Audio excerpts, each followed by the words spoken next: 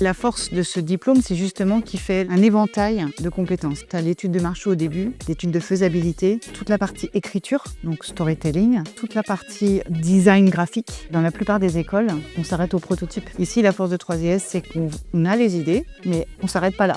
On va produire ces concepts, on va les déployer. Après le déploiement, tu as aussi tout ce qui est mesure des performances. C'est un diplôme qui prépare à toutes les compétences.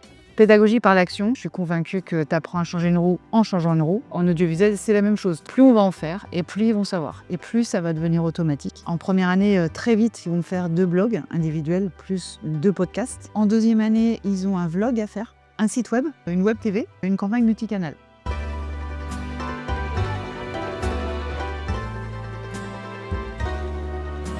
Cette filière, elle est vraiment orientée sur ce qu'on appelle les métiers de demain. C'est le numérique, c'est le digital, c'est l'IA. Communiquer via le digital, communiquer via des moyens dits traditionnels, les réflexes doivent être les mêmes. Tout ça, ce ne sont que des outils. C'est en fait à vous de vous connaître et de vous adapter selon les outils, les supports que vous allez utiliser. Au-delà des outils digitaux autres, c'est aller interviewer, sortir de son laboratoire, de son bureau ou autre, pour aller rencontrer les clients. Il y a des personnes qui sont en mode au retrait des réseaux sociaux, il faut aussi les prendre en compte parce que les gens aiment toujours ce mode de communication offline. C'est des outils à ne pas négliger. Toutes les matières viennent s'enchevêtrer avec un objectif commun. En deuxième année, par exemple, ils vont suivre un entrepreneur.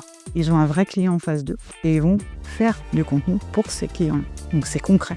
En première année, ils ont un stage d'1 mois. En deuxième année, ils ont un stage de 2 mois. L'objectif du stage, c'est vraiment qu'ils puissent faire leurs armes et puis trouver peut-être leur style.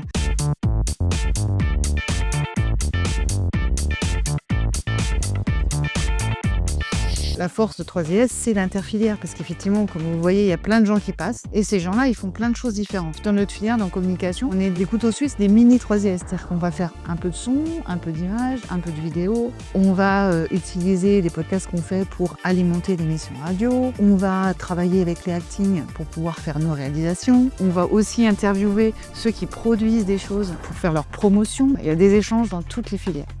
Les hard skills sont les compétences techniques mais périssables. Les outils innovent très vite et surtout on peut être remplacé par de l'IA par exemple ou des compétiteurs qui ont aussi ces compétences. C'est important de développer les soft skills. En parallèle, collaboration, communication, créativité, capacité à apprendre. C'est des compétences humaines. Il faut savoir gérer des équipes, gérer des conflits. C'est des compétences permanentes à développer sans cesse.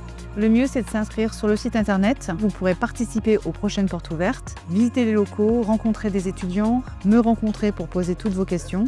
Je compte sur vous, inscrivez-vous et on se retrouve à la prochaine porte ouverte.